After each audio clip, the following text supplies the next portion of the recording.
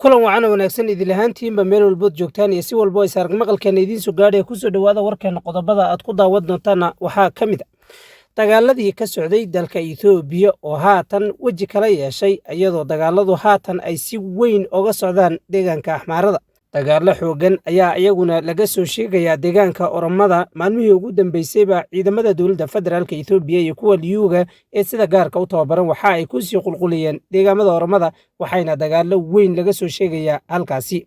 Sidoo kaleeto Debretsion Gebremichael waa madaxweynaha deegaanka Tigreega ayaa warqad dheer oo u diray golaha ammaanka ee qaramada midoobay ayaa ku sheegay in shacabka Tigreega baahi u dhintaan macaluusha jirta awgeed. Debretsion waxa uu sheegay in shacabkoodu gaajo u dhintaan dowladda Itoobiya ayna waxba ka qaban arrintaasi. Waxaan ogeyn in qaramada midoobay baaqyo kala duwan ay ka soo saaraysay maalmihii ugu dambeysay balse baaqaasi uu waxba qaban waayay. Qaramada midoobay ayaa shaacisay in ka badan 50 baabuur oo kuwa waaweyn ee taraagyada loo yaqaano ay halkaasi si nabada ay ku gaadheen balse dadka degan halkaasi waxba kama qaban karto 50 gaari iyo waxa saaranba. Waxaa sidoo kale Debretsion Gebremichael uu sheegay in dulqaadkii uu ka dhammaaday haatana ay tallaabo laba filaana qaadi doonaan haddii qaramada midoobay iyo dowladda federaalka Itoobiya ay waxba ka qaban waayaan arrinta ka jirto deegaamadaasi. Sidoo kale ururka TPLF ayaa dhaqdhaqaaqyo xoogan ka wado deegaamada xuduudda dhaca waa deegaanka Axmaarada iyo kan Canfarta xuduudda ay la wadaagaan deegaanka Tigreega.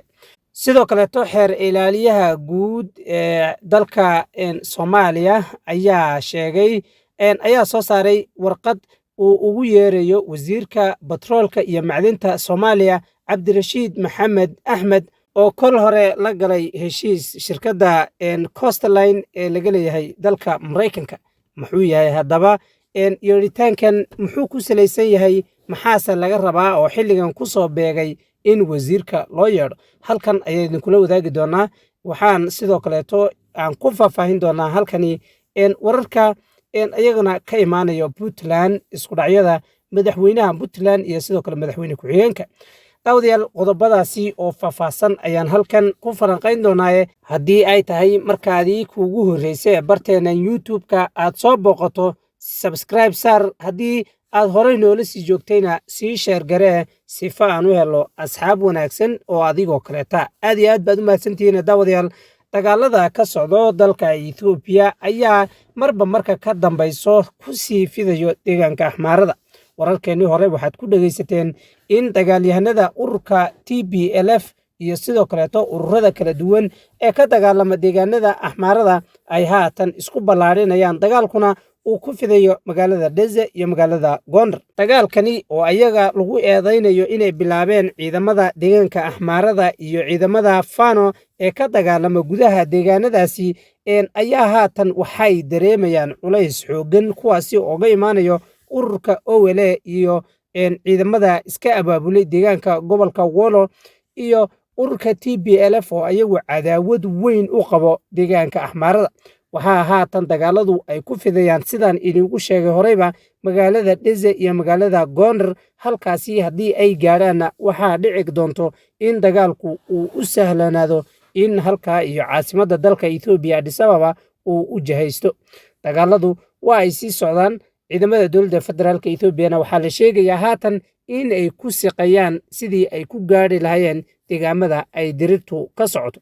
Dowladda federaalka Itoobiya ayaa haatan dagaalkan aan buunbuuninaynin kana hadlaynin meesha uu maraya iyo sidoo kaleeto dadkan la barakicinaya ee la sheegayo inay ka badan yihiin 500 ee qoys ee haatan ka barakacay tan iyo 5 beri ee dagaalku uu socday. Dowladdu waxaad moodaa in ay saxaafadda u diidan tahay gelitaanka iyo sidoo kale ka soo waramidda dhibaatada halkaasi ka jirto.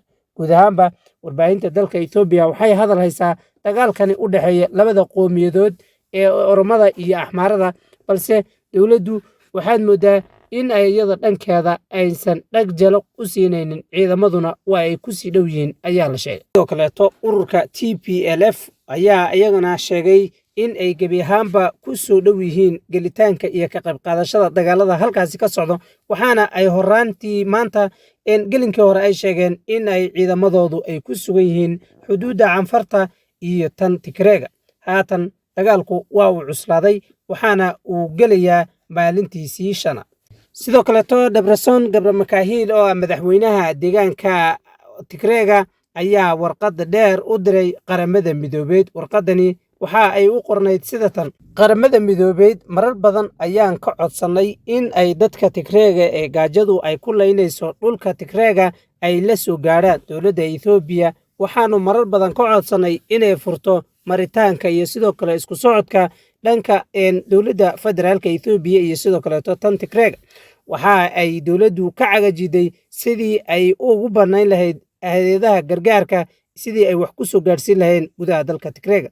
balse gebi ahaanba dowladda federaalka Itoobiya arrintaasi waa ay ka dhagaadagtay. balse dowladda federaalka Itoobiya waxay ogolaatay oo inagu haatan aan ogeyn in ka badan 50 gaari oo waday gargaar bini'aadinimo ayay dowladdu ogolaatay inay gudaha Tigreega galaan. waxaana ayadda qaramada midoobeed ay barteeda ay ku leedahay social media soo dhigtay in ayadu ay makhraati ka tahay in 50kii gaariba ay si nabada ay ku tageen. hogaamiyaha Tigreega Debretsion Gebremichael, waxaan ku jirnaa waqtigii ugu adkaa noloshaanada soo maro. hogaamiyaha Tigreega ayaa arrintani marar badan ku soo celceliyey, qaramada midoobeedna u sheegay in baahida ay ka jirto deegaanka Tigreega ay dad aad u tiro badan ay ku dhinteen.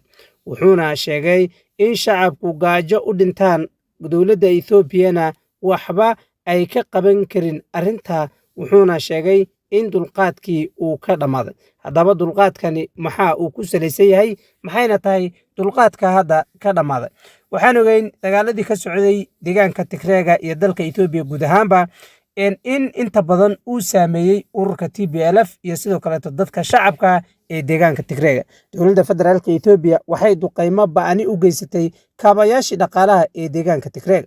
waxaa sidoo kaleeto ay duqeysay caasimadda iyo hoteeladii waaweynaa ee ku yaalay magaalada Maqale. dowladdu waxay gebi ahaanba ka jartay gargaarkii bini'aadanimo ee halkaa gaari lahaa. hay-adaha xuquuqul insaanka iyo hay-adaha inta badan caawiyo dadka dhibaatadu ay soo gaadho, dowladda federaalka Itoobiya waa ay u diiday inay ka degaan deegaanka Tigreega, balse si dhuumaala ayay ku galaan sifo loo ogaado xogta rasmiga ee ka jirta halkaasi. waxaa ka jirto deegaanka Tigreega baahi daawo, ayadoon ognahay dad aad u tiro badan inay ku dhaawacmeen duqeymihii dowladda federaalka Itoobiya ay ka waday gudaha deegaanka Tigreega. gebi ahaanba dadku waxaa haysato dhibaato weyn oo bini'aadanimo, iyadoo hay-aduhu in badanna arrintani ay soo saareen, balse dowladda federaalka Itoobiya ay dhagaha ka furaysay. macaluusha ka jirta deegaanka Tigreega kama dhicin ayaa la leeyahay Afrika tan iyo inta taariikhda lagu hayo. ugu dambeyntiina dowladda federaalka Soomaaliya xafiiska xeer ilaalinta guud ee qaranka ayaa soo saaray warqad uu ugu yeerayo wasiirka batroolka iyo macdinta Soomaaliya Cabdirashiid Maxamed Axmed oo kol hore heshiis shidaal la galay shirkadda Coastline Exploration Limited oo laga leeyahay dalka Mareykanka. maalinta Isniinta ah oo bishu ay ku beegan tahay 25 ayaa lagu qoray warqadda in xafiiska xeer ilaalinta uu yimaado wasiirku. dabayaaqadii bishii Febraayo ee sanadkan ayaa wasiirka batroolka iyo macdinta Soomaaliya waxa uu bartiisa Twitterka ku qoray ama uu ku shaaciyey in wasaaraddiisu ay heshiis dhanka wax soo saarka la gashay shirkaddan laga leeyahay dalka Mareykanka ee Coastline Exploration Limited. waxaa heshiiskaas si kulul uga hor yimaaday xafiiska madaxweynaha Soomaaliya iyo sidoo kale ra'iisul wasaaraha, taasoo markii dambena dhalisay jahawareer siyaasadeed.